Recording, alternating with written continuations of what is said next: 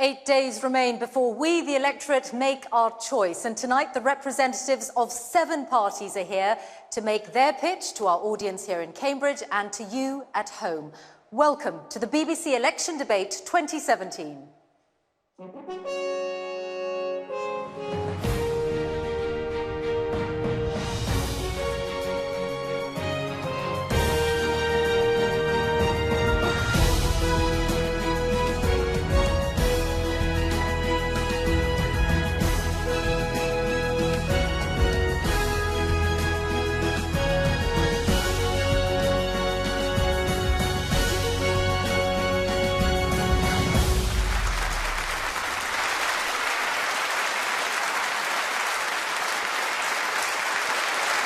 Good evening and welcome to Senate House at the University of Cambridge for 90 minutes of question, answer and live debate. We invited the leaders of 7 parties to take part. Some are here, others chose to send senior representatives. Those here are Tim Farron, leader of the Liberal Democrats, the leader of the Labour Party, Jeremy Corbyn, Caroline Lucas, co-leader of the Green Party, the leader of Plaid Cymru, Leanne Wood. For the Conservatives, the Home Secretary, Amber Rudd, Paul Nuttall, the leader of UKIP, and Angus Robertson, the deputy leader of the SNP.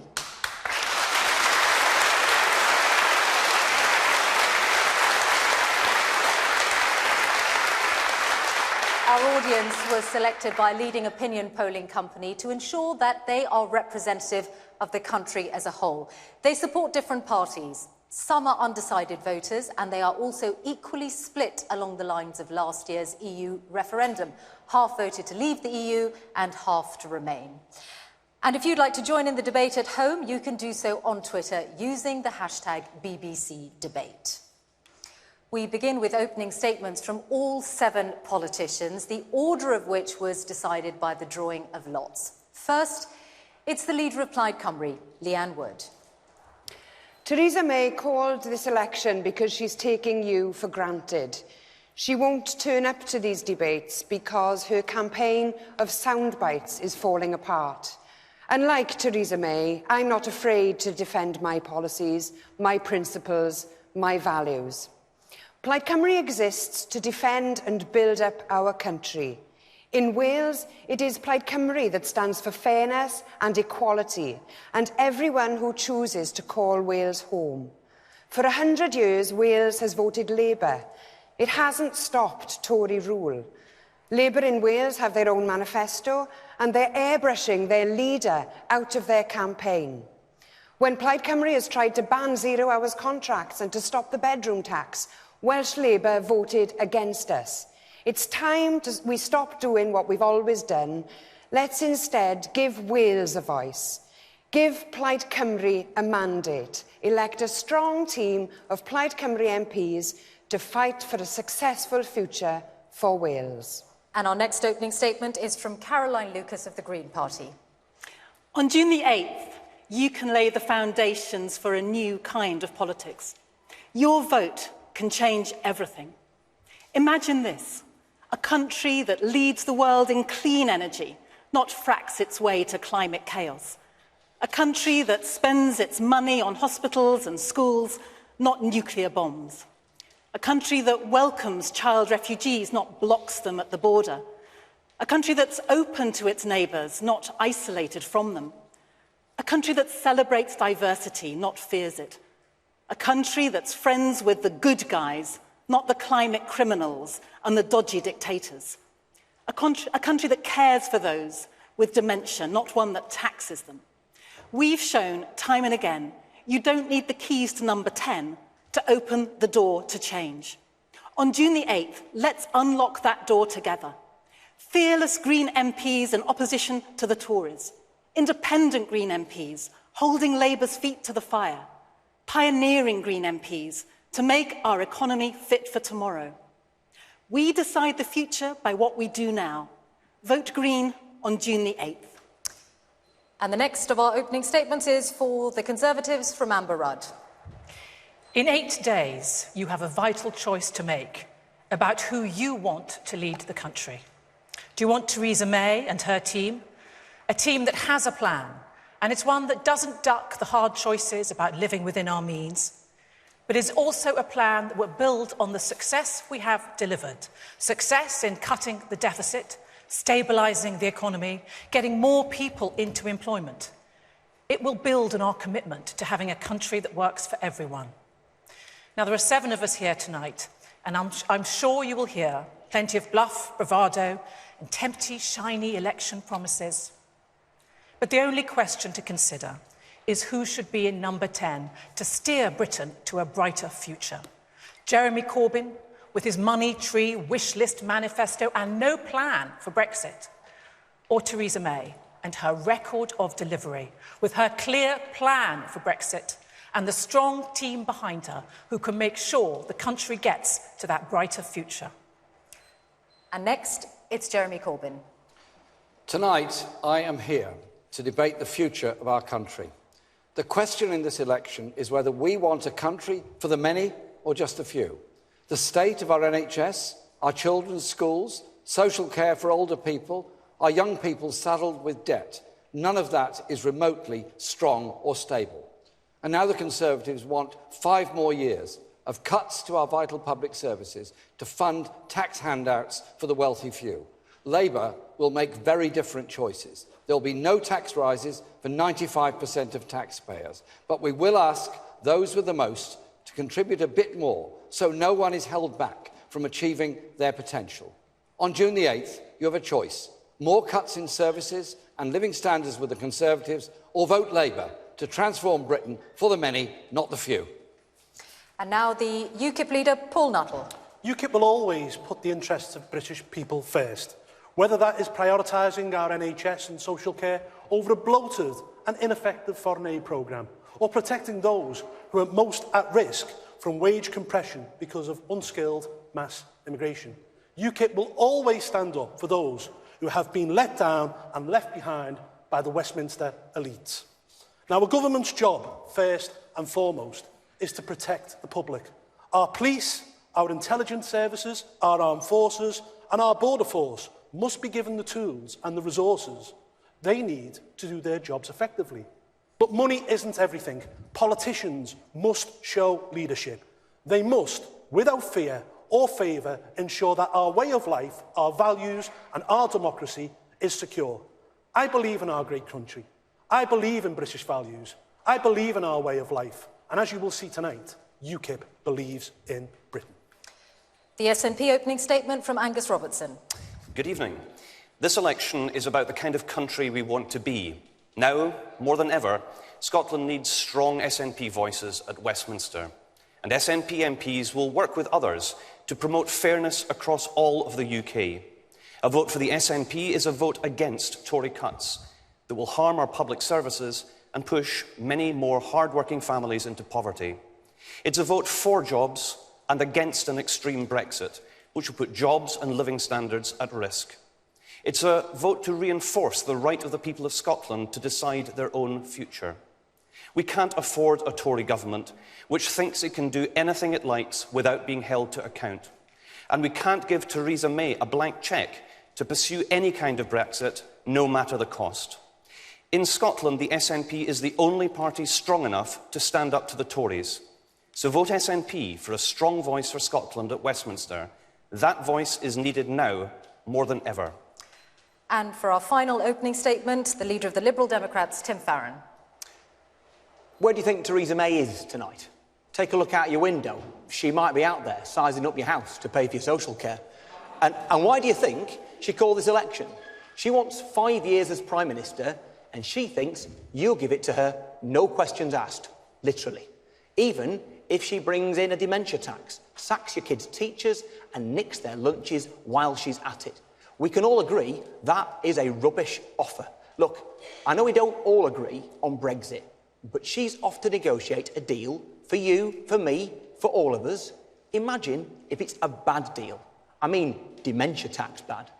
I know that to persuade you to vote Liberal Democrat, I have to give you some really good reasons. So here's 3. 1, I'll rescue the NHS and social care by putting a penny on income tax. 2, I'll give you the final say on the Brexit deal, not Theresa May. 3, whatever power you give me, I'll use it to stop her taking you for granted. Thank you all for those opening statements.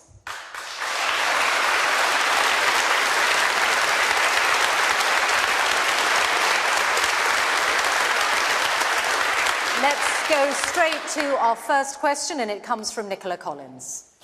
I work, I pay my taxes. I haven't had a pay rise in years. I live alone and see all my bills going up. Working people are the backbone of this country. How are you going to help people like me? Thank you, Nicola. Amber Rudd, your party's presided over this squeeze in living standards. Well, thank you, Nicola, for the question. My party has presided over making sure that people on lower wages are able to keep more of the wages they earn. We must take it within context. Since 2009, we had, up in the run to 2009, we had one of the largest peacetime recessions, and we've managed to rebuild the economy since then. But my party is focused on making sure that we help people like Nicola, which is why we're going to continue to take people out of taxes, making sure that the amount you can earn before you have to pay tax rises to £12,500, and we're going to live within our means. Some of the offers you will hear tonight are just fanciful.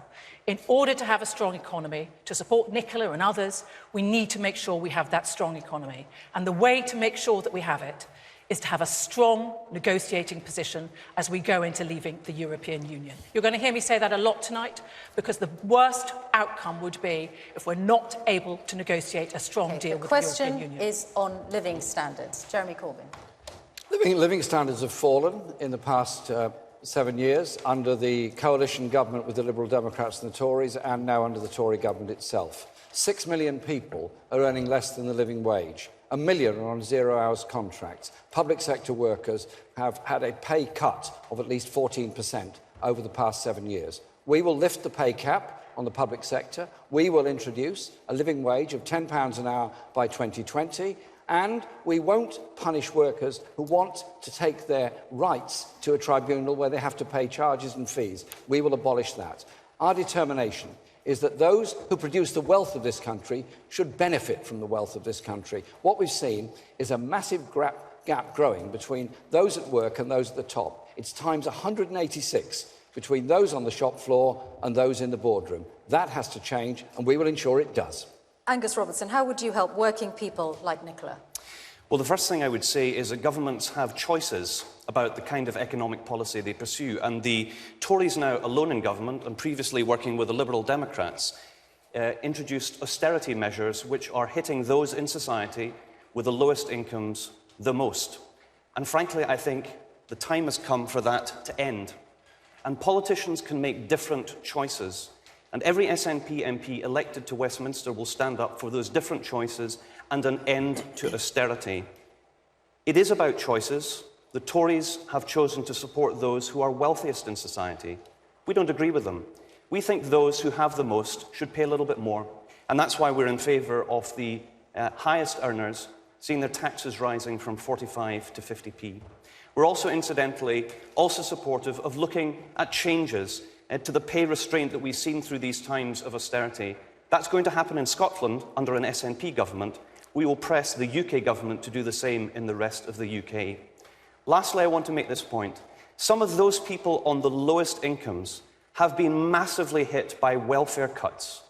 And I think the time has come to end punishing disabled people, end a bedroom tax,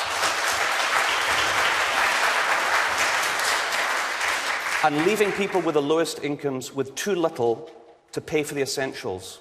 Okay, that can change. It's about political changes. To respond to the direct points. Well, on the direct point of payments to help people who are disabled, we are a party who will always support those in most need.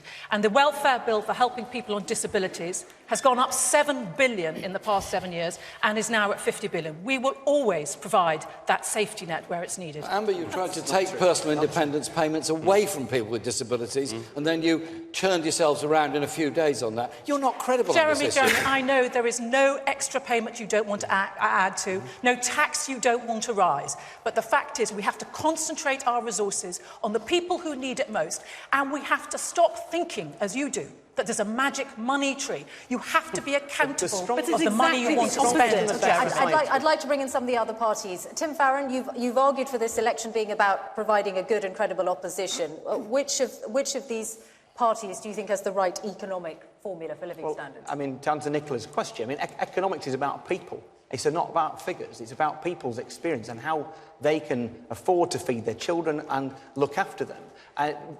Like many people, I have known in my life what it's like to not be able to pay the bills. It matters to me that we build a country for all of our children where people are decent to one another. A strong welfare state is essential. I've been helping 2 people in my constituency with their PIP payments in the last month, both of whom were chief executives of different companies in the not-too-distant past. Everybody out there who thinks that welfare is some kind of a burden needs to remember that any one of us is only 1 or 2 steps from being in need at any given time. And just to answer the question specifically, what will we do? We will end the benefit freeze. Since the crash in 2007-8, the public sector pay freeze as well, but since that crash, public sector workers have probably borne the brunt of that those cuts, whether it be nurses, teachers, doctors, social care workers. But you also need to support people to be able to go to work and have the ability to choose it. That's why we'll invest that money, £3.6 billion, into childcare for 2-year-olds, £5.6 billion for the 9-month to 2-year-olds, to make sure parents have got the ability to go out to work. Because the measure of the society that we are is whether we look after those at the Caroline bottom end. Lucas of the Green Party. Well, I want to come back to Nicola's point, because I think the situation that you described, Nicola, is something that people feel up and down this country. You know, and for Amber to say that this is a government that actually cares for those most vulnerable, I think is downright insulting to the kind of people that I see in my constituency surgery.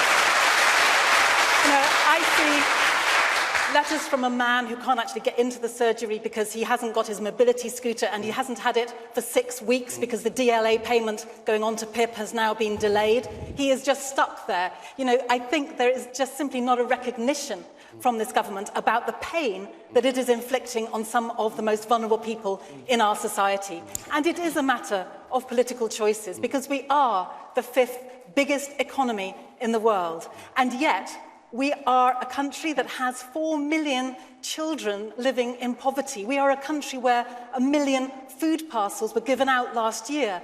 That is just simply quite wrong. And so the Green Party is quite upfront about saying we would make those with the broadest shoulders pay more. We would reverse the changes in corporation tax, which has allowed Theresa May to come up with this vision of the country as some kind of bargain basement tax haven. You know, corporations should be paying their way as well.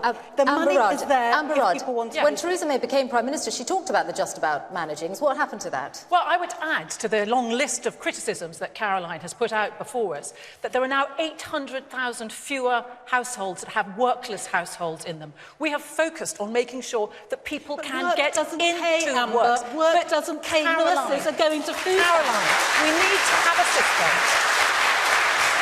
You cannot ignore the fact that over the past 7 years there have been another 3 million people that have got into jobs. You attack the reductions in corporation tax. You talk about corporations, I talk about jobs. What we need to have is the investment to make sure that people can get those jobs, so they can have the dignity of the jobs, so they can feed their family and they can work and achieve kind of jobs? Nice try. I can see why they sent you rather than Theresa hang on, May. Tim Farron. 2 people haven't spoken yet. Leanne Wood and then Paul Nuttall. I'll come to you. I'd like to know what kinds of jobs all these extra people are in, because we know that the numbers of people on 0 hours contracts has gone through the roof. My party, Plaid Cymru, has tried in Wales on 7 different occasions to abolish 0 hours contracts, only to be voted down by the Labour government in Wales. But it is a scandal that those people, especially in the public sector, who are on the highest wages, get paid pay increases. Politicians have had pay increases, yet those at the bottom have been squeezed. And it's immigrants then who are scapegoated and blamed for those wages being squeezed, when it's Tory austerity that is the real cause of that problem. Paul Nuttall.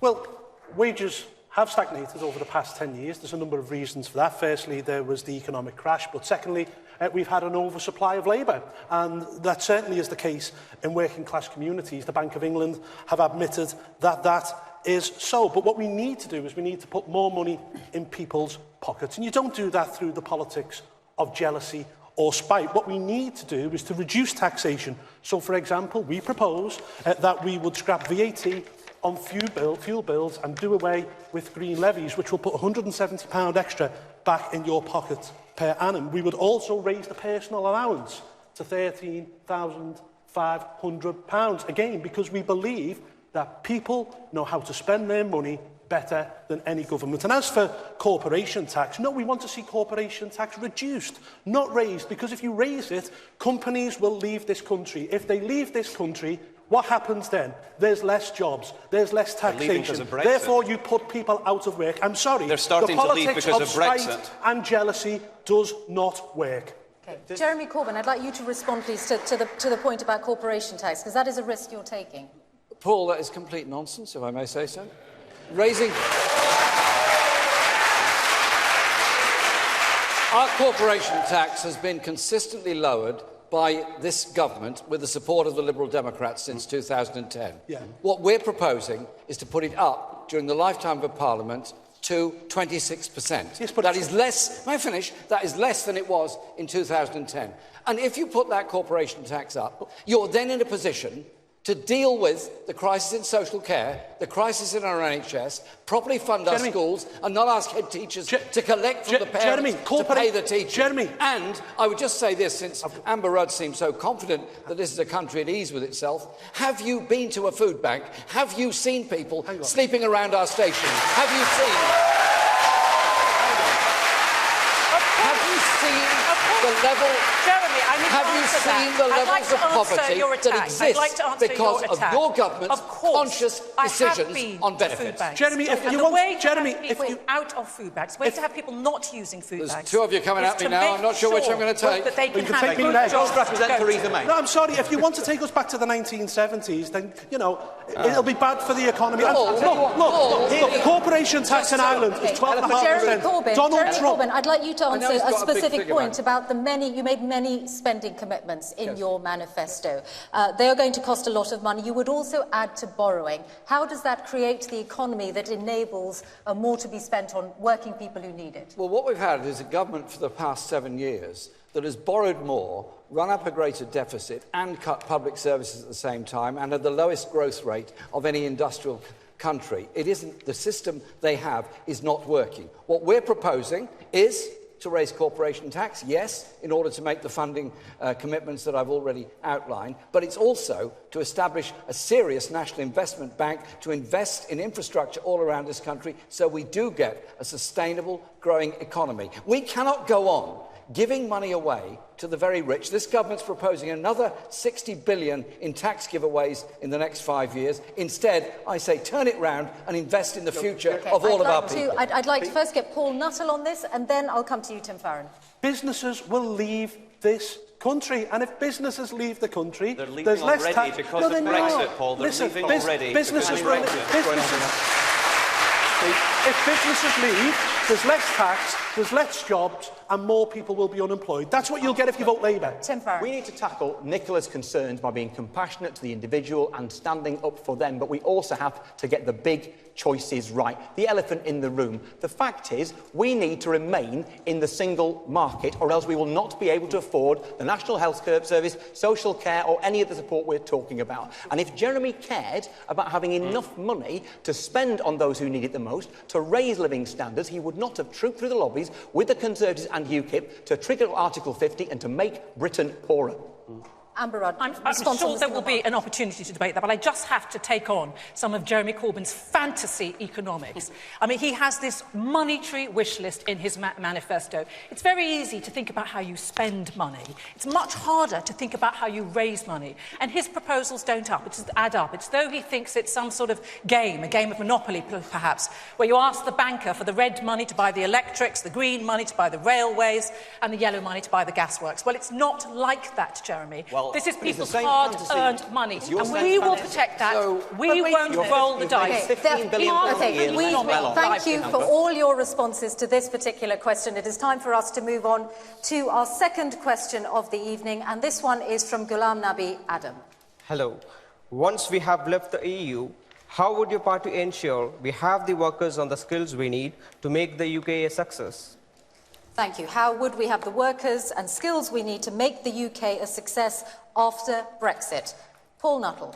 Very easily, because we then can control our own borders. And when people went out last year and voted on June the 23rd, they didn't just vote to control borders, they voted to reduce immigration as well. Because, last week it was announced that a city the size of Hull came to this country. That wasn't on the ballot paper, though. Hang on, hold on.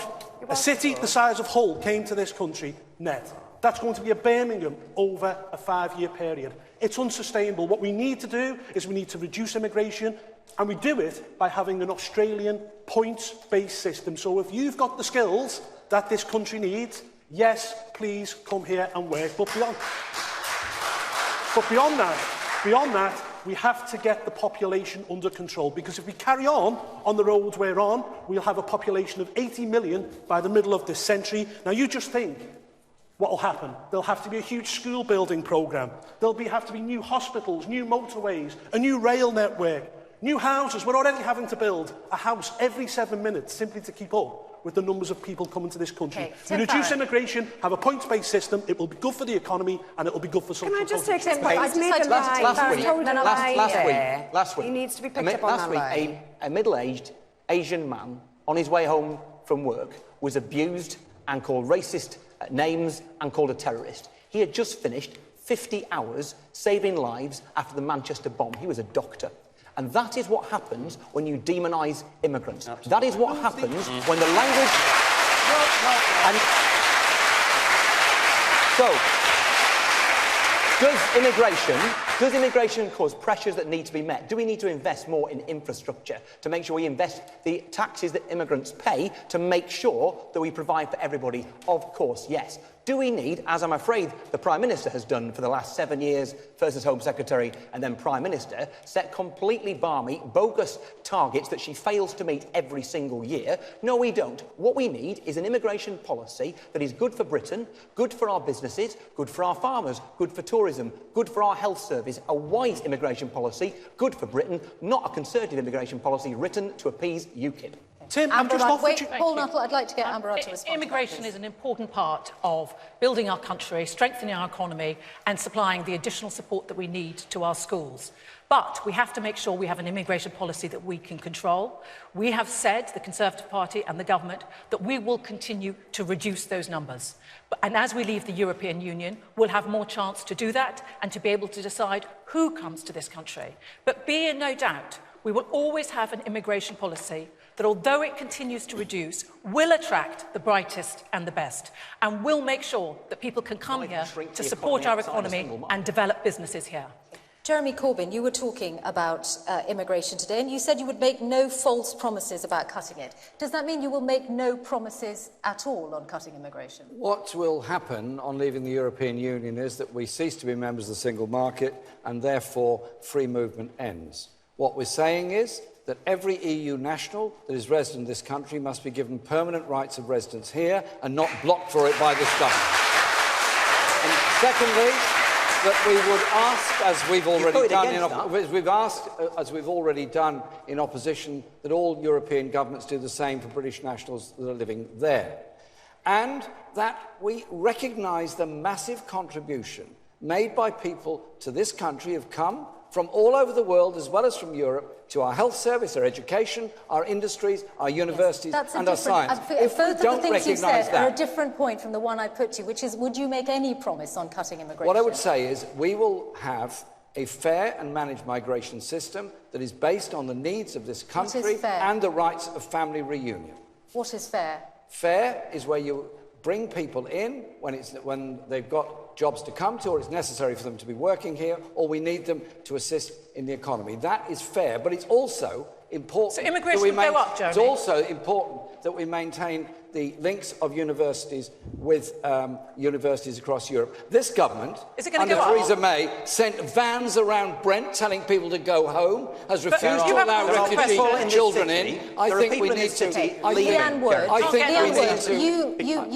you have campaigned for more immigration to Wales, to get Wales the workers it needs.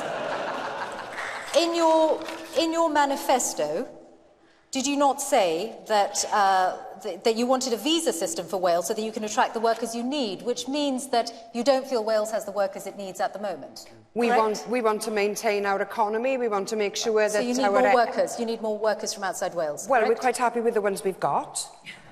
So why do you need a visa system to attract more workers to Wales then? Because Theresa May is going to end freedom of movement, and that brings specific risks to the Welsh economy and the Welsh NHS. So you may need more workers to come to Wales in the future from outside. We want to keep the ones we've got. Okay. But can I just make this point? How does that square with UKIP? most people in Wales voting for Brexit? Sorry? How does that square with most people in Wales voting for Brexit? Well, UKIP has just claimed that people voted to leave the European Union, and in so doing, they also voted to curb immigration. I don't think we can read that into the result. Some people may well have voted to curb immigration, but there was only one question on the ballot paper, and immigration wasn't on it. And I'm afraid that UKIP keep using this issue. They want to whip up people's hatred, division and fear, and that's why they talk about immigration all the time. I've got to come back on that. Right. Stop lying about immigration. Listen. This isn't about immigrants. It's about government policy. And the government have got it wrong time and time again. Amber, for example, her party have said in 3 manifestos now that they're going to get immigration down to the tens of thousands. You know, it's Jackanory. It's not going to happen. Jeremy won't give you a figure because under Labour, immigration will go up. There's only one party on this platform tonight who will see real cuts of immigration, which is, by the way, is what the majority of British people want. We've seen poll after poll shows it time and time again. From the Nuffield study that you're looking at £1 billion additional cost to our National Health Service because the government's bungling of the deal with Europe, which means that you'll have thousands of thousands of pensioners from Europe, British pensioners, returning to the United Kingdom. Can I just say, I think this debate shames and demeans us all. I don't think there's anyone in this room or anybody watching this debate from Cornwall to Caithness who does not understand the positive contribution that people have made to this land who've come from the rest of Europe and the rest of the world. And demonising those people is totally unacceptable. Scotland's experience, Scotland's problem, has never been immigration, it's been immigration. Now, it may well be the case that there are different realities in different parts of the UK. I accept that. But in Scotland, we value the contribution of people who've come to our land. We value refugees who've sought refuge in our country. And there is much, much more that we should do to make sure that people are able to stay in Scotland. But we should also be able to protect people who've come there. Okay, would you put so the first thing that I would do, any upper limit on immigration to Scotland? The first thing that I would do is make sure that every EU citizen who is here is guaranteed the right to stay. It is totally unacceptable that this Tory government hasn't been prepared to give them the guarantee, the promise that they can stay. I think that's totally unacceptable. Yes. Caroline Nicholson, then I'll get Amber Rudd. Michelle, just the last thought. If it is perfectly possible to have different immigration policies in countries such as Canada and Australia, who have different policies between different provinces in their country, it's perfectly possible to have different immigration rules for different parts of the UK, and that's what the SNP supports. Right, and I asked you about the question about what upper limit you'd put on it, which you haven't answered. Well, at the present time, our problem is we're losing people. I don't know how many people saw the reports last week. The issue for us is people are now leaving, and that will have a detrimental impact on our NHS and our public services. Well, on the subject of the right of EU nationals who've made their lives here in good faith to stay here, I just think it is unbelievably cruel to be using those lives as bargaining chips in these negotiations. The government right now could be saying those people should be able to stay right now. But I want to be able to make the case proudly for free movement. I think free movement has been the most wonderful gift, the ability to travel and work and live and love in 27 other member states, and for them to come here. And I have to say I am sorry that the Labour Party now doesn't support that, because I think our country is enriched by people coming from other countries. I think that the Britain that I love is a confident, outward-facing country, recognising that migration makes a massive positive contribution. And I think right now we have people like Paul and his hate-filled rhetoric will make people feel, that makes people feel as if the reason that they can't get a leg on the housing ladder, or the reason they can't see a GP, is because of migration. It is not because of migration, it is because successive governments haven't invested enough in our public services. If you are in a queue, if you are If you are trying to see someone in the NHS, if you're trying to see someone in the NHS, you are more likely to find a migrant actually treating you as a doctor than ahead of you in the queue. Okay. Jeremy Corbyn, could you respond to the point on giving up on freedom of movement? The problems that we have of exploitation of workers in this country and groups of workers that have been brought in wholesale from lower paid economies in Central Europe is a serious one. Those people are themselves grossly exploited. They're brought here to undermine existing pay and working conditions and create... Hang on, can I finish? That will make the situation worse in any community where that takes place.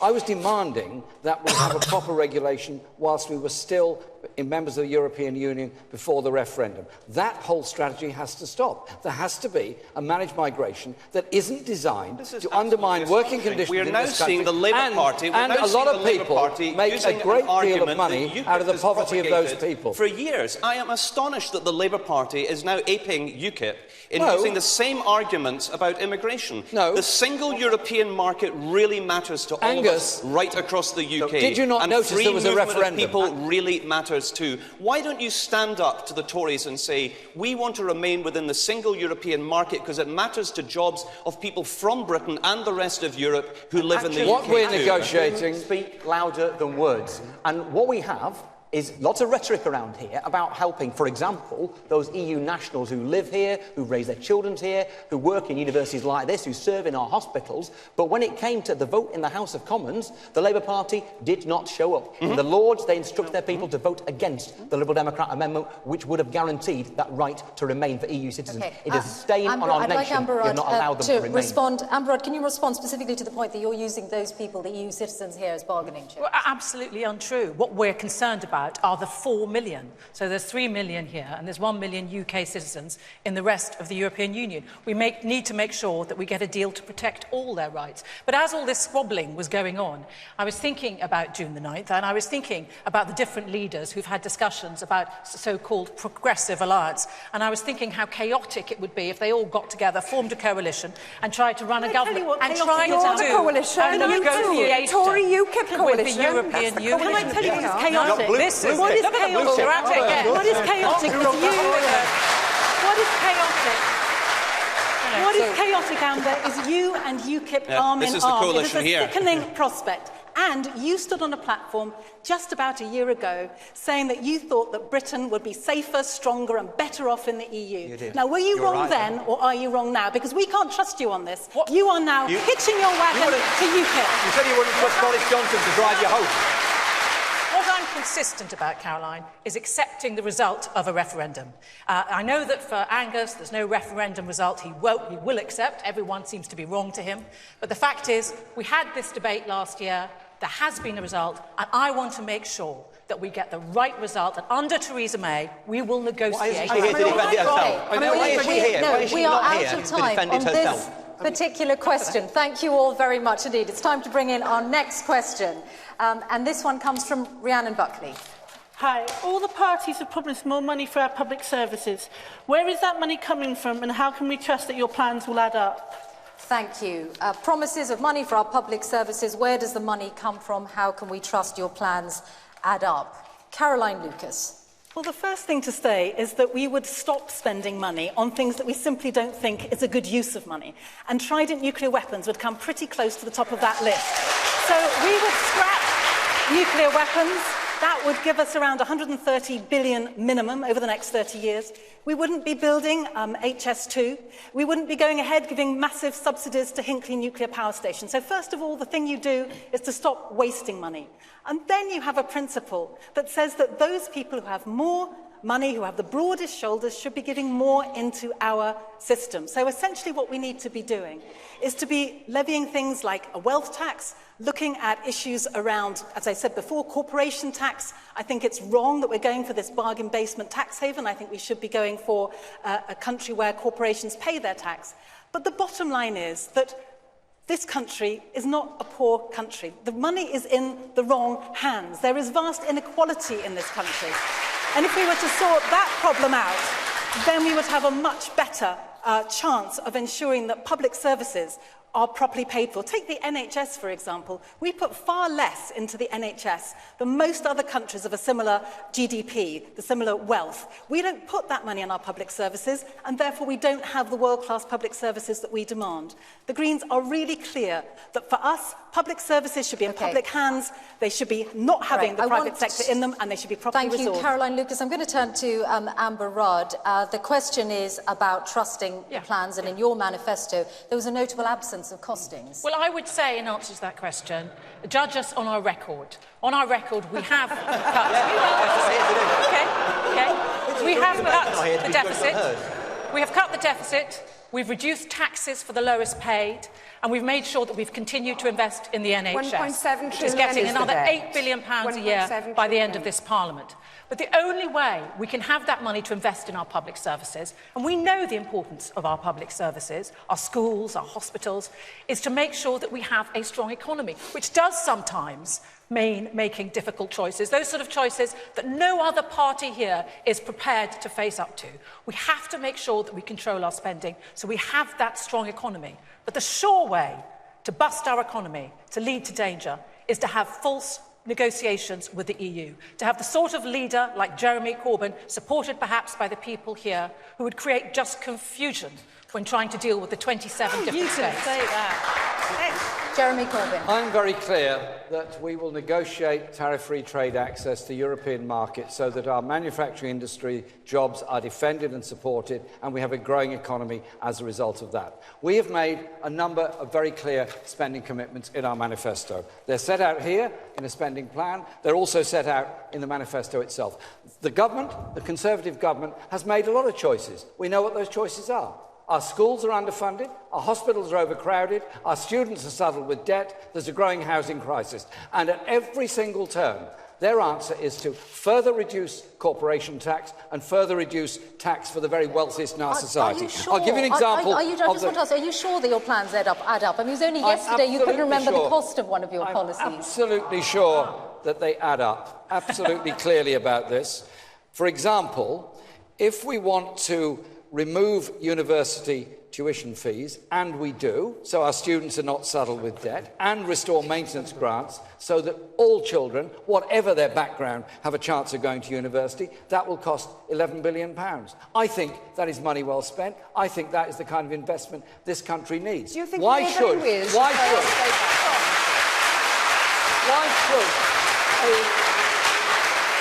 should a child's future be determined by the postcode in which they're born? That's why we are determined to bring in free preschool, 30 hours a week from 2 to 4-year-olds, and make sure that every primary school child gets a free lunch every day so they can learn while they're properly fed. But Jeremy, you have a Labour government in Wales and they aren't doing those things. You have a Labour government in Wales that is charging students to go to university.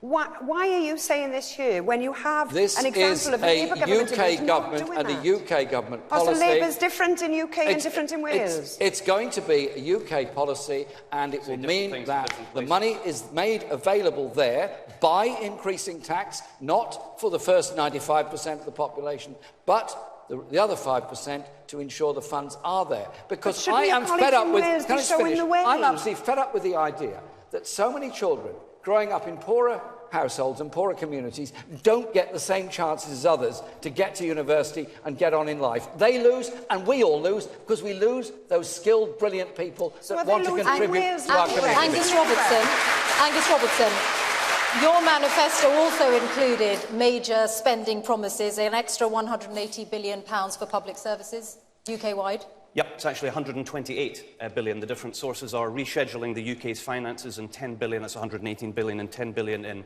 funds to be raised through taxation, largely through the 45 to 50 pence tax raise change.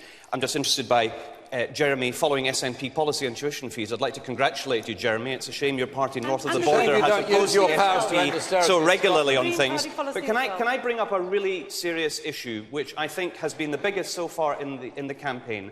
And that relates to social care and to pensions. And I think when older people are facing the most likely prospect, which is a re-elected Tory government, sadly, and they are promising a dementia tax, an end to the winter fuel payment, and cuts to the pension, I think those people deserve to know by how much. Exactly. And they haven't been told. Now, the Prime Minister didn't have the guts to come along this evening to tell us. So I'd like to challenge...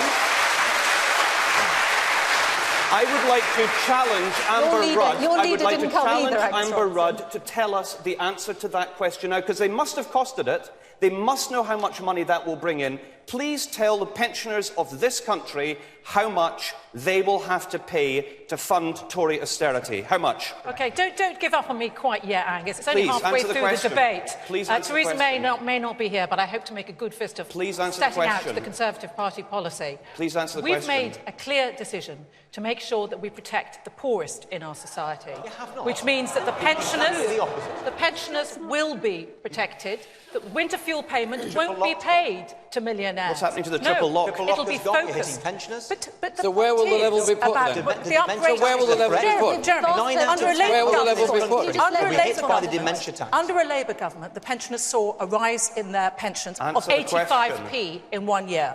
Under this government, we've seen pensioners' pay rise by over £1,000. Can you now commit to protecting the triple lock? Are you going to protect the triple lock? No, we've said very clearly. Are you going to protect the triple lock? Jeremy, have you not read my manifesto? I'm happy to give you a copy afterwards. I'd love to have one, but I'd like the answer now. Are you going to protect the triple lock? No, they're going to get rid of it, Jeremy. They're going to get rid of it. Amber Rudd, could I ask you, please, there are two specific points here. One is about the level of the cap on social care, and the other is you also haven't said at what level you'd be means testing the winter fuel payment. We have said we will consult on that, but I can tell you very clearly that the billionaires will not be given it. But Jeremy has particularly asked me about looking after pensioners, and I would like to answer that. We will always look after pensioners, ensuring they have the dignity and security in retirement. And we have made sure, we have committed to making sure that their pension will always be uprated according with earnings or inflation. That is so different to the commitment they got under Labour. This is the critical point here. Tim Farron. I don't have answers. That Amber Rudd is not answering. Yep. You see, what we have is a general election in 8 days' time. Theresa May assuming a colossal landslide. That's why she thinks she can ignore it all and not bother turning up tonight. And she's telling you, we will take your house off you, and we will allow you to know how much we'll let you keep after you've given me a colossal majority. So if tonight you resolve to vote Conservative on the 8th of June, you are resolving to give Theresa May permission to do what she likes. And that's with education cuts, that's with NHS cuts. Do not give her a blank cheque. Now, there's a question about how you make things add up. The Liberal Democrats have got a fully costed manifesto. I tell you what, though, there's a long-term economic plan underlying the whole of the Liberal Democrat manifesto, and that is don't leave the European single market and throw away £15 billion every single year in revenue to the just briefly, you have been clear about how you would pay for the extra £6 billion that you would give the NHS. So do you think that would be transformative? Because there are a lot of experts who say that actually it wouldn't make that much of a difference. To me, the NHS is personal, not political. My mum, who had ovarian cancer, from the point of her diagnosis to her treatment, to her care, to her passing away in a ward just 2 floors away from the one where she'd given birth to me, like everybody out there, our experience of the National Health Service is personal. And let me finish. And the point is simply this. If you look at and you use National Health Services, you know, as we saw in Manchester just last week, how utterly brilliant, caring, dedicated and professional they are. And yet, Caroline, let me finish. You know I didn't. So what we've got here is you see the professionalism and the decency of those people, but have we got the best funded health service in the world? No, we haven't. We spend less on our NHS than health than Portugal, than on Spain, than on Greece. It's important that we put a penny on income tax to fund the National Health Service and the recovery of it. The question was, how would you raise the money? We've been quite detailed about how we raise the money. We would, firstly, we'd scrap HS2, which is only there for the benefit of one place and one place alone, and that is London. We'd also look at the Barnett formula, which gives the Scots £1,700 per head more than us, the English. It needs to be scrapped. We'd also get an EU dividend. And finally, the £350 million. The famous £350 million a week. We will slash a foreign aid budget, which is costing the British people £30 million every single day. Hang on, and we will transfer that money to the National Health Service, and that's why, because we're prepared, we can't hear him speak. Because we're prepared to look at different priorities, we can give the NHS an extra £9 billion a year, £2 billion extra for social care. It's not that long ago that you called the NHS a monolithic hangover from days gone by. Let's privatise it.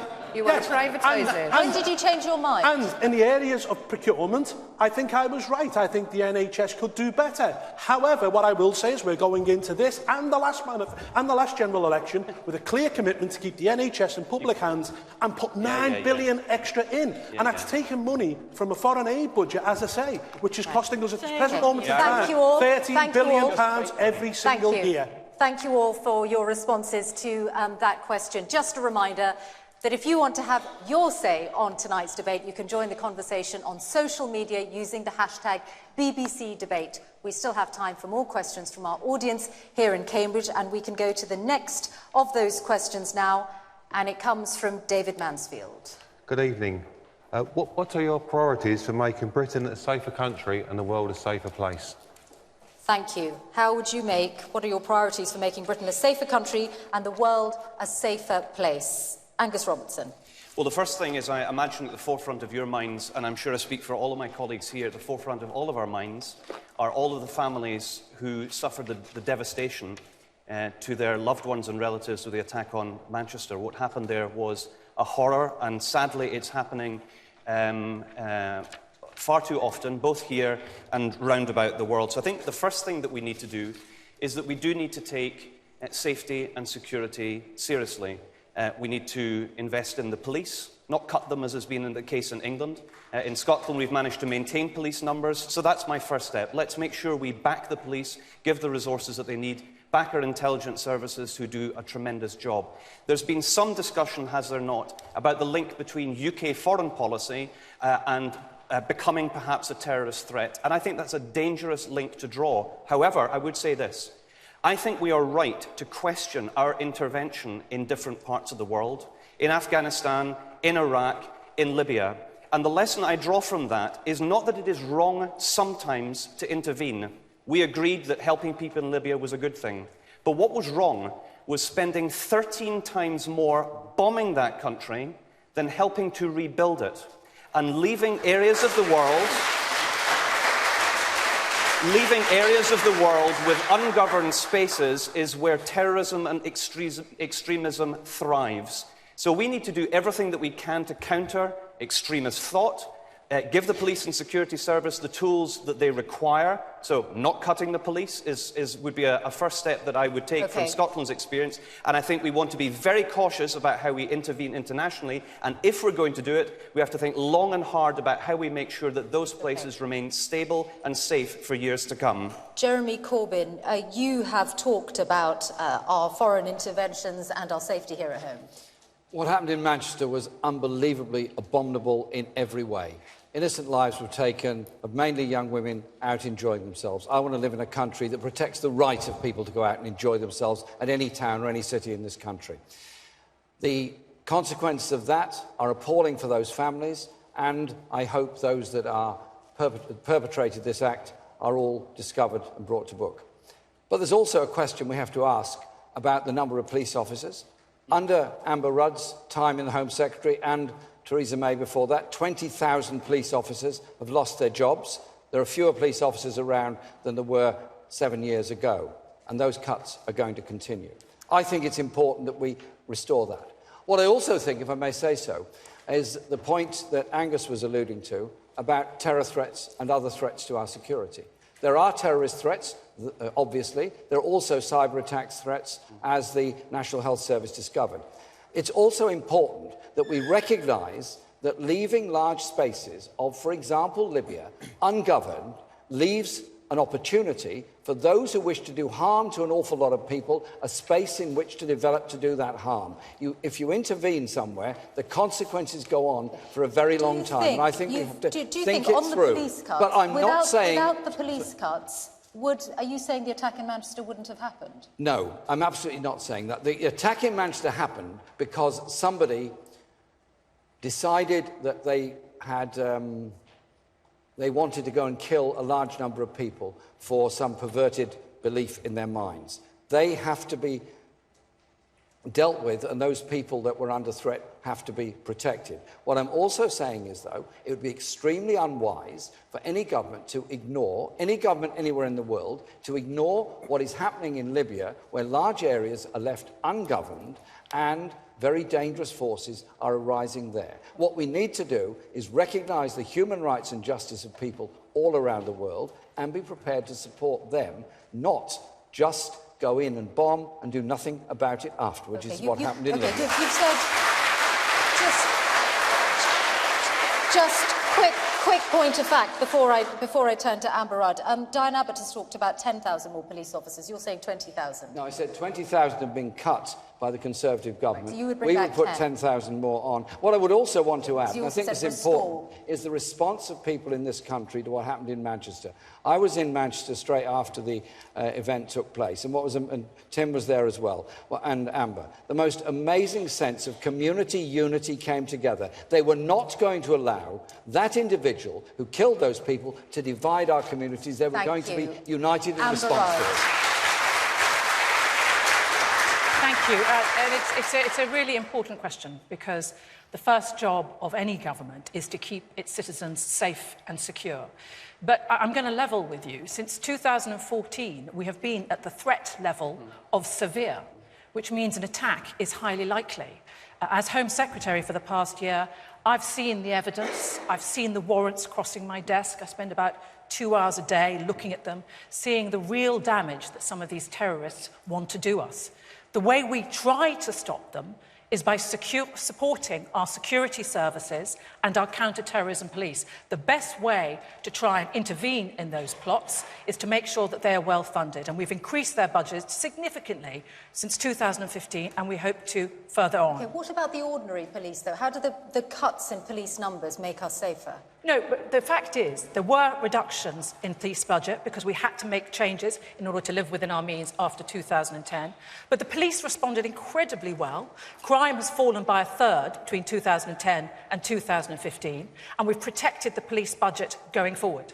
So government can make sure that we live within our means and protect the communities, but particularly on terrorism, if I may, we have to make sure we also have the right legislation.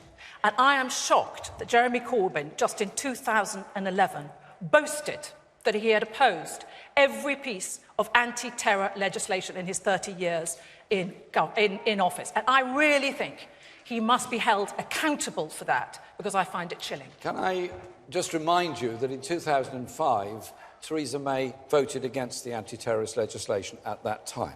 And she voted against it, as did David Davis, as did a number of people that are now in your cabinet, because they felt that that legislation was giving too much executive power. My opposition to anti-terror legislation isn't opposition to protecting us from terrorism. It is simply saying there must be judicial oversight over what is done in our name. You cannot give... There is judicial oversight. I'd like to get the other parties Jeremy, in. you are very good I have made that very clear, the terrorists. right from the Prevention of Terrorism Act you in the cannot 1980s. Undoubtedly. Tim Farron, a specific point for you. In your manifesto, you said you were going to roll back state surveillance powers by ending the indiscriminate bulk collection of communications data. Now, that was before Manchester. Do you still stand by that as the right thing to do? Yeah, if you look at the security services, what do they need? Do they need more powers, or do they need to make use, or be given the resources to make use of the powers they already have? The temporary exclusion orders, which exist now, only one has been used in the last 2 years. But undoubtedly, the shadow that we are standing in now is that of Manchester. And Manchester is my capital city. It matters to me.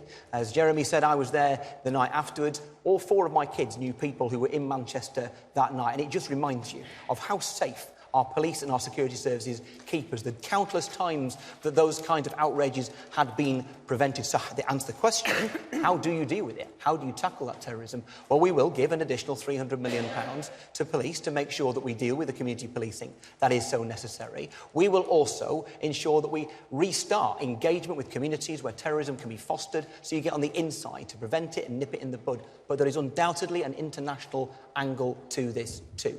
And here's the thing. The terrorists that hate Britain, do you know what? They hate Belgium.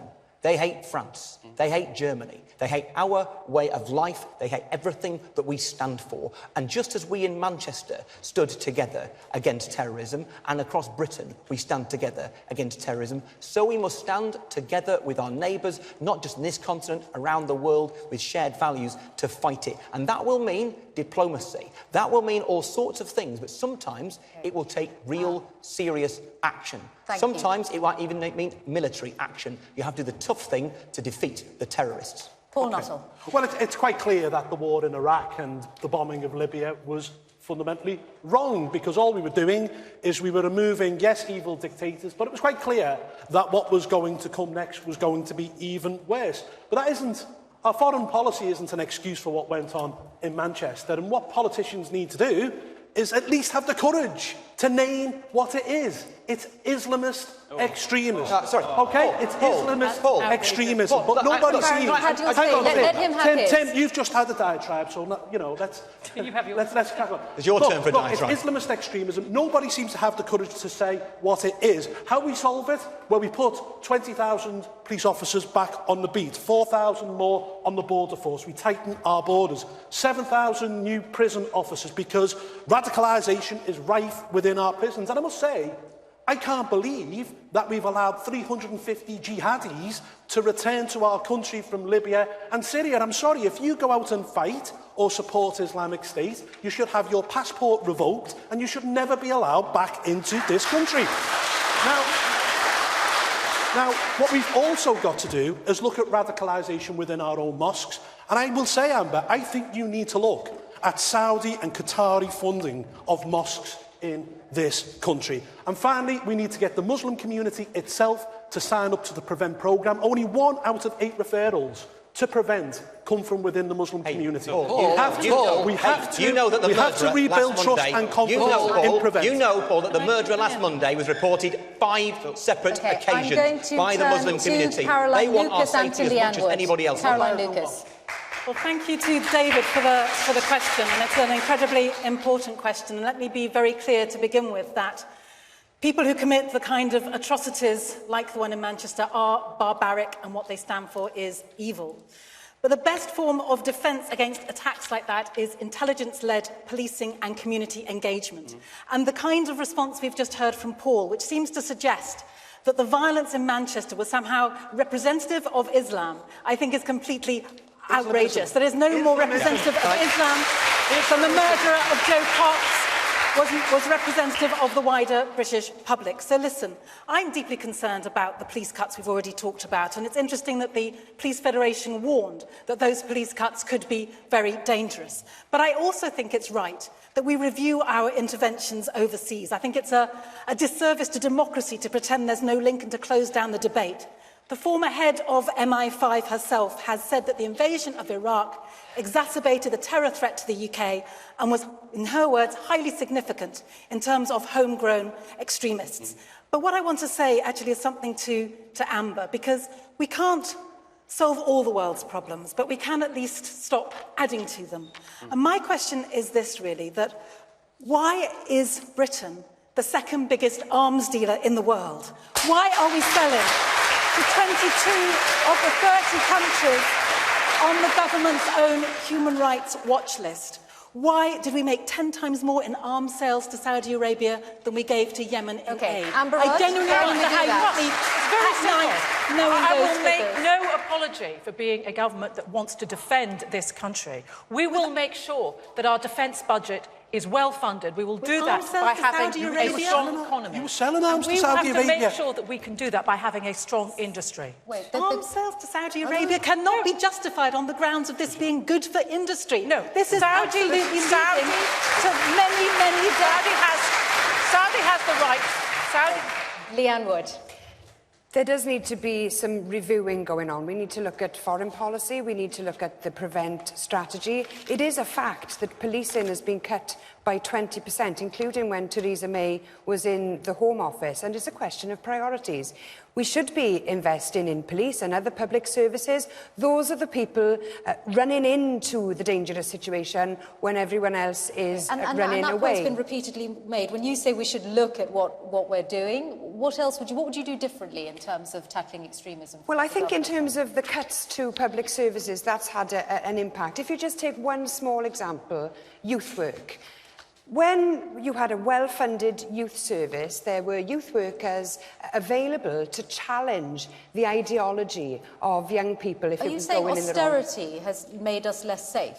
I'm saying austerity has cut youth workers, and there are fewer people around to challenge the root cause, the ideology that spurs these people on. I used to work as a probation officer. Can I just finish making this point? I used to work as a probation officer. If we are interested in tackling the root cause of this problem, we have to understand what it is, we have to understand those ideological drivers, and they have to be challenged by people qualified to be able to do that. And by cutting youth workers and other public services, then you are reducing your ability to do that. And that is one of the reasons we are less safe. We have a small amount of time left. Can you be brief, Tim Farron? There's an awful lot of truth in it. I think the thing we need to remember, particularly when everything is so raw, just 9 days after Manchester, that there's a lot of finger-pointing going on. We all have ideas, and there's some of them different, some of them similar. The critical thing we should remember at this point is that knee-jerk new policies and new laws tend to do more harm than good. More resources for the security services and the police we have already will do a lot more good than harm. Thank and you. our best response to the terrorists is the defiance of keeping on. I mean, of course. I mean, the vast majority of Muslims in this country are peaceful, they add to our economy, they're great for our culture, but there is a tiny minority within that community who hate who we are, hate the way we live, hate our democracy, and I've called it a cancer in the past. Radical Islam is a cancer and it needs to be cut out. If not, there'll be more attacks like Manchester. And you haven't ruled out locking up suspected terrorists. Sorry? You haven't ruled out locking up suspected terrorists without trial. Would that really make us safer? Well, frankly, I've said nothing should be taken off the table. As far as I'm concerned, you know, when MI5 tell us that there's a possible 23,000 jihadis out there who want to do us harm, I'm sorry, they hate our freedom and our liberty. Let me Let's finish. not give away our freedom and our liberty. Very always briefly, Angus Robertson and British then lives Jeremy over the Corbyn. human rights of any jihadi any day. Thank you. I remember the question was about terrorism and extremism, and you notice that UKIP went straight for Muslims. Yeah. We remember it wasn't. It's my time to speak. Not my time to speak. It wasn't a Muslim who shot Joe Cox, one of Jeremy's Labour MP colleagues. It was a British right-wing neo-Nazi. Who was it who gunned down kids in Norway?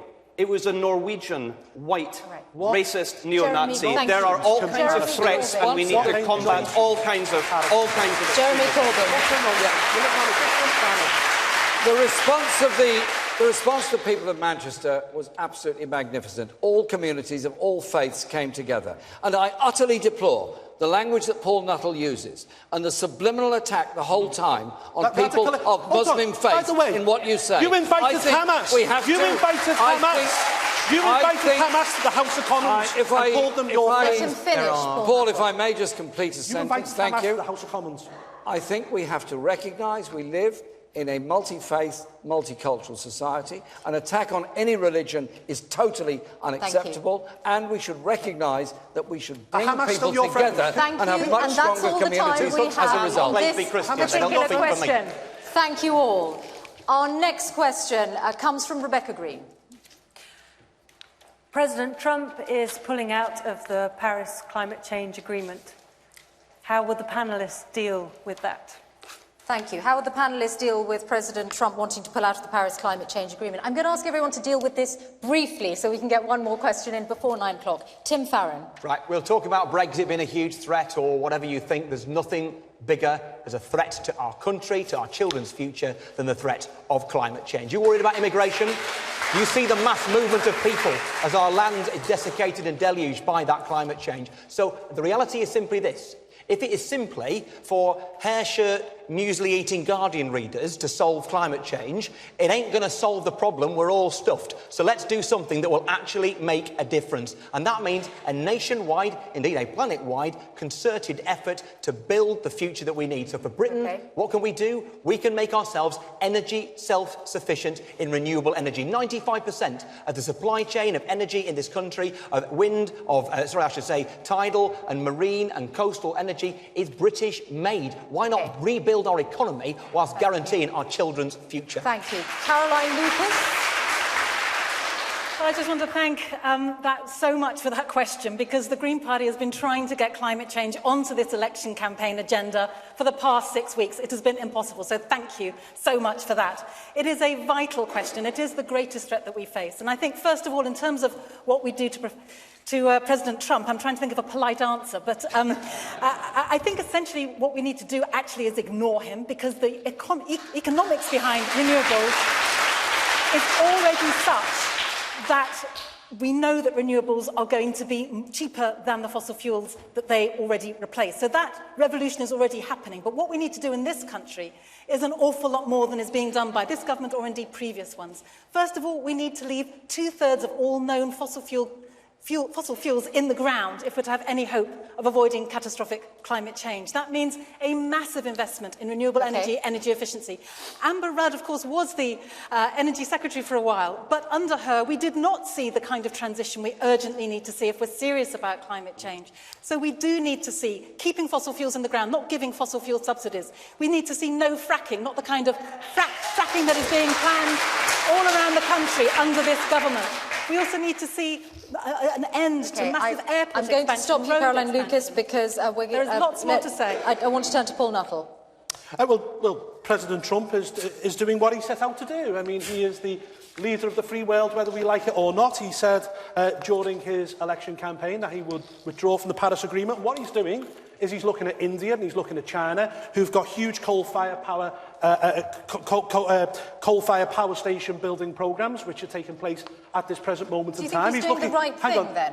He's looking at the US economy, and he promised to look after the Rust Belt and working class people, and he knows that if they reduce energy bills, and they will do that by withdrawing from the Paris Agreement, then he will protect the American economy. He's putting America first, and frankly, I think Britain should put Britain first as well. So you'd want to see Britain doing the same, then? Well, you know, we are only to blame for 2% of global emissions. And what's going to happen is if energy prices continue to go up, companies will move to countries with lower environmental standards. Jeremy Corbyn. We should absolutely adhere to the Paris Climate Change Agreement, and we should urge the American people to press their government, their Senate and their House and their President to adhere to it as well. And in this country, we are determined to achieve 60% of renewable energy by 2030. We're also determined to reduce emissions, but it's not just about climate change emissions. It's also about our attitude towards the environment, levels of air quality and air pollution in our cities, which are not being addressed by this government. And also, when we did have a growing and thriving solar power industry in this country, what did they do? Cut the feed-in tariffs, which destroyed and damaged a lot of that industry. Amber Rudd. We need a different approach. Amber Rudd. The UK's own official advisers say that your government's not on track to meet the pledge of cutting emissions 80% by 2050. Why not? I'm going to answer the first question, if I may, about the Paris Climate Change Agreement, and I must tell you, I am disappointed. Caroline is right. I led the UK delegation to get that international agreement of 180 different countries pledging to that reduction, and it is disappointing that the Americans are pulling out. But I hope that we can use our relationship with President Trump and our close relationship with the US to try and influence, to try and make sure they nevertheless take the right steps. Tell him he is wrong. That's not quite how diplomacy works. That's what you need to do. You need to show leadership. The reason why I am optimistic is because there has been such substantial investment in renewable energy, and yes, in solar.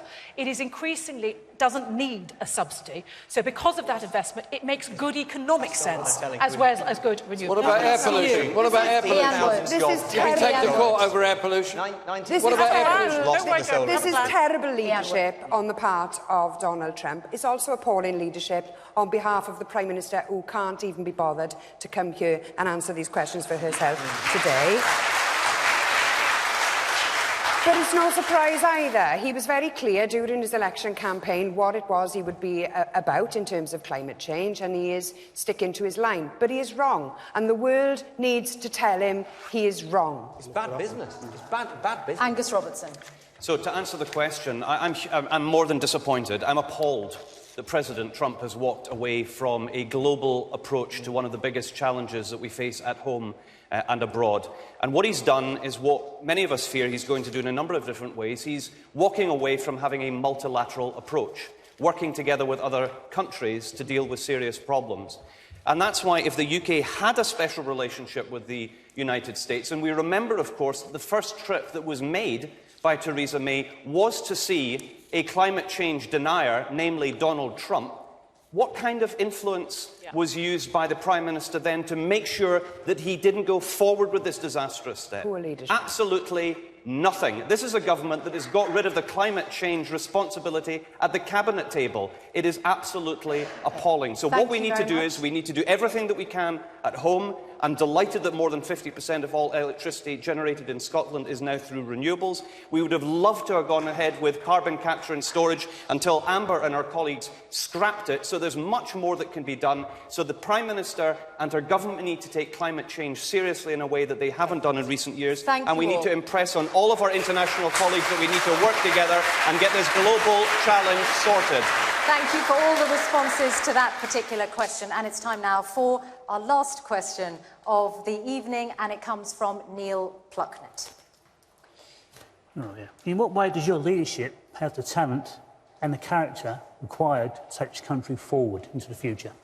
Thank you. In what way does your leadership have the talent and the character needed to take this country forward? Jeremy Corbyn. Leadership is about understanding the people you represent, is about being prepared to learn, is about not being so high and mighty you can't take advice. It is also about bringing people with you. It is also about ensuring that your responsibilities to protect the safety and security of everybody in this country, and to lead a government that cares for everybody in the country and doesn't walk by on the other side when there are people that are homeless, there are people that are starving, and we have millions of our children living in poverty. It's leadership to lead a government that is prepared to say to our society, we cannot go on like this. We have to start putting more money into our public services and our resources. We have to have an economy that works for all, and we don't have to have a spiv economy that hands tax relief to the biggest corporations and the wealthiest people, whilst ignoring the desperate cries for social help of so many people in our country.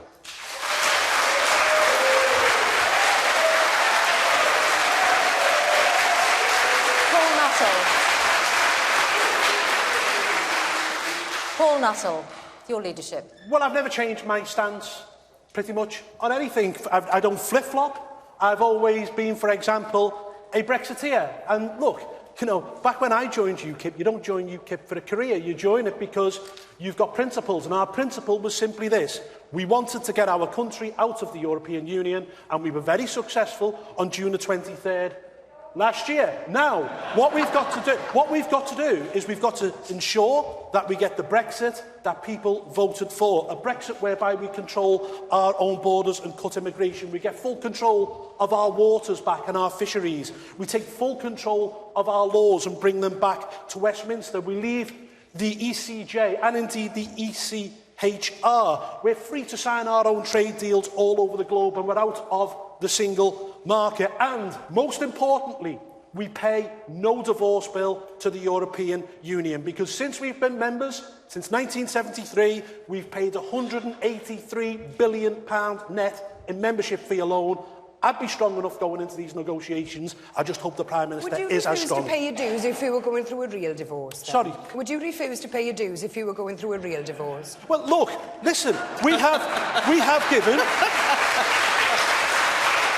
Good question. We have given that club 183 billion since 1973. We've got 9 billion tied up in the European Investment Bank, and indeed we own lots of its real estate. We all know what we've about got to blokes do like you. is get... Look, we we're the all fifth, know listen, about blokes don't talk like down you. this country. We are the fifth largest look, economy you want a free divorce. in It the doesn't world. happen that way. In the real world, there's no such thing as a free divorce. You have to pay your dues. Look. Okay. This is all about...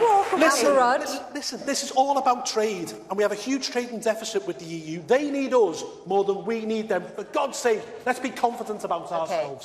Amber Rudd, the question is about leadership, and the Conservatives have made a lot of noise about Theresa May's leadership, personal leadership, and yet this is a campaign where we saw a major U-turn on social care. Yes, part of being a good leader is having a good, strong team around you. And I'm proud and delighted to be here representing the Conservative Party and the Prime Minister making that case. Let's face it, Jeremy only decided to come, I think, late this morning. I was rather hoping Diane Abbott might be here so I could debate with her as well. What about but the Theresa fact May? is, the What happened most to her? important challenge that this government is going to have going forward is getting a good negotiation with the EU. It's going to dictate whether we have a strong economy, whether we can pay good wages to our public servants and support our public services. Theresa May has the support of her team. She has the support of whoever becomes her MPs. Jeremy Corbyn has had a no-confidence vote against him, which 4 out of 5 of his MPs wouldn't support him on. How can he go in to negotiate with 27 different countries with such a weak team and weak support behind him? Theresa May will be able to deliver for us. As Home Secretary, she delivered 35 different opt-outs. She knows how to negotiate and deliver for the European Union. She'll be the right leader for us. Okay, Jeremy Corbyn, could you respond to that point about the support of your 300,000 MPs? people elected me to lead this party, and I'm very proud to lead this party.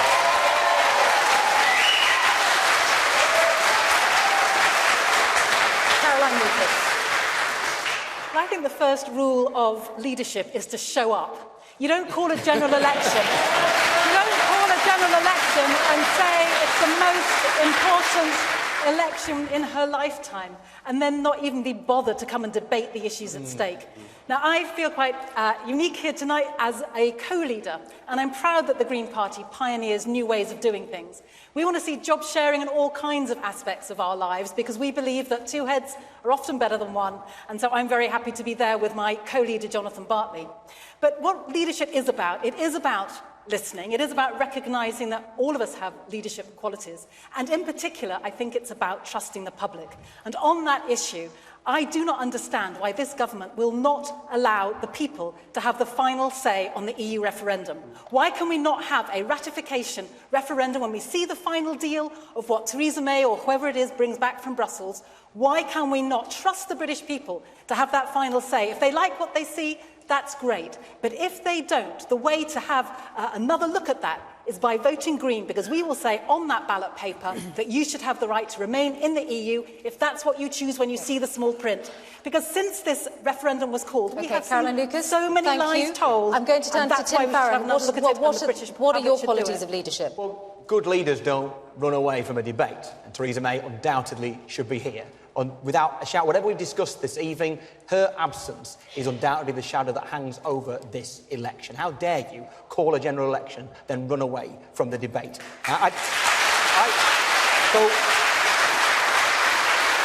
We are. Yeah, the question we're is all about products. your we're all talent products. and we are all, character and leadership. we're all products of our upbringing. So I was brought up in Preston during the 1980s, and I saw people around me, what it happens when a society, a community, is taken for granted, in that case, by a Conservative government with a colossal majority. Half my mates' parents out at work at any given time. And I am determined to build a country for our kids, mine included, where people are decent to one another, where people have enough, where we have a national health service that is properly funded. And that means being honest with the British people, saying we will put a penny on income tax to have the best health service in the world. It means stopping Theresa May's plans to do to your kids' schools what she's currently doing to our hospitals. And it also means if you want to lead the people, you have to kind of like them as well and spend time amongst them. And if you trust the people, then you do not impose that Brexit deal on the British people without them having the final say. Either the politicians will sign it off or the people will.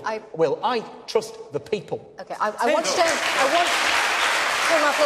turn to Angus Robertson, who hasn't spoken yet in this section. So real leadership is about putting the country before you put your party. And I think we all now know that this was a totally unnecessary election, and the only reason Theresa May called it was that she thought she was going to have a massive majority as a result of it. Whatever happened to strength and stability? Where's strength and stability gone? Weak and wobbly is where we are, not so much the Iron Lady as the U-turn Queen. That is not the leadership that we require. In contrast, as leader of the SNP in the House of Commons, the third party in the House of Commons, I am proud that we have led the effective opposition when, sadly, the Labour Party has too often dropped the ball, asking questions not just about things that matter to people in Scotland, but the rest of the UK, in Europe and the world. And I am confident that the SNP will be returned to Westminster as the third party, because we need to protect our country from the Tories, who sadly, I fear, are going to win this election. I am working hard to win in every single seat in Scotland, Misha. That is our plan. But I believe people in Scotland realise that it's either the SNP or it's the Tories, and whether they're Labour voters, Liberal Democrats or Greens, they understand that if they vote for those parties, they'll be doing nothing but helping Angus the Tories. Robertson, Leanne Wood. You know you're losing seats here. I believe leaders should walk the walk and should be prepared to defend their politics and their policies. They should also be prepared to stick to their guns, and it's shocking that Theresa May has U-turned on so many things. There wasn't going to be an election. Now there's an election. There wasn't going to be a tax on the self-employed, or there was going to be a tax on the self-employed, and then it was abolished. And then there's this latest U-turn on the dementia tax. So I'm not one for U-turns. Plaid Cymru will stick to our manifesto promises, and Plaid Cymru will lead for Wales. Thank you.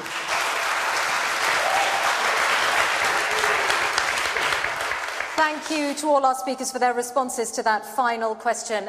That brings an end to our audience questions for this evening. It's time now for our speakers' closing statements. They are just 30 seconds each. They've drawn lots for the order of these closing statements, and I'm going to ask our audience here in Cambridge, please applaud right at the end of all 7 of the closing statements, because we have a limited time left on air. And the first of the closing statements comes from Paul Nuttall. Tonight, been a little bit like Groundhog Day for me, because you've heard the same arguments, the same excuses, the same platitudes 100 times before. UKIP will always be the outsider in British politics. It'll be the one that the Westminster elites and the establishment media want to mock and ridicule. But we have been proven right. Proven right on Brexit, proved right on immigration, proved right on grammar schools, proved right on protecting our police and security services. On June the 8th, it's your decision, your country, your vote. Vote UKIP. Caroline Lucas, co-leader of the Green Party. Tonight, this country stands at a crossroads, and the choice is stark. You can stand up for what really matters, values of openness, tolerance and compassion, or you can turn inward to isolation, division and hate. You know, one more MP from the other parties makes no real difference. But more Green MPs would be truly transformative. On June the 8th, I urge you, don't look back. Choose what kind of future you really want. Vote for change, vote Green, and together, let's build a caring and a more confident Britain. Jeremy Corbyn. Tonight, we've seen the real choice facing our country between a Labour government and a Conservative government. This election will decide whether young people are saddled with debt or freed from it, whether we invest in our National Health Service, schools and social care, or they continue to be cut, whether older people get the dignity they deserve or see their incomes fall. On June the 8th, you have the power to decide. Vote Labour for the many, not the few. Angus Robertson. In this debate, you've heard different views about the kind of country we should be. For those watching in England, Wales and Northern Ireland, the SNP will always work with others who share our belief in fairness of an outward-looking, welcoming society. Now more than ever, we need a strong opposition to hold the Tories to account. The SNP will be that strong voice for Scotland, and our pledge is this: to work every day to make Scotland the very best country it can be. Vote SNP. Leanne Wood.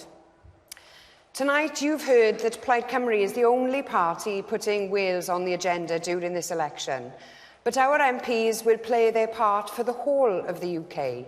We will stand up for justice and fair play on pensions, on social care, and for our cash-starved public services. So I urge people back home to give us the mandate we need to defend Wales. Liking us isn't enough. We need your support and your vote. Don't let our country be invisible in Westminster. Vote Plaid, vote for Wales. Tim Farron. Well, look, you've heard my arguments. I'll give you the final say over the Brexit deal. I will put a penny on income tax for the NHS, and I will stand up for the Conservatives over the dementia tax and everything else. Now, Amber Rudd is up next. She is not the Prime Minister. The Prime Minister is not here tonight. She can't be bothered, so why should you? In fact, Bake Off is on BBC Two next. Why not make yourself a brew? You are not worth Theresa May's time. Don't give her yours. And for our final closing statement, Amber Rudd. Thank you, Tim, for that pass. So you've heard the squabbling and discord of disagreement here tonight. You've seen the coalition of chaos in action. But in the quiet of the polling booth, you have a clear choice. A vote for anyone other than Theresa May is a vote for Jeremy Corbyn and that coalition. Our government needs to be at its strongest to take us through Brexit. It is only Theresa May that can deliver that leadership. Well, thank you all. There is going to be live reaction to tonight's debate on the BBC News channel, and on Friday, Jeremy Corbyn and Theresa May will be taking part in a special edition of Question Time from York. I'd like to thank all our audience here in Cambridge, especially those whose questions were used tonight, and to all of you watching at home, and indeed to the 7 politicians who took part tonight. From all of us here, goodbye.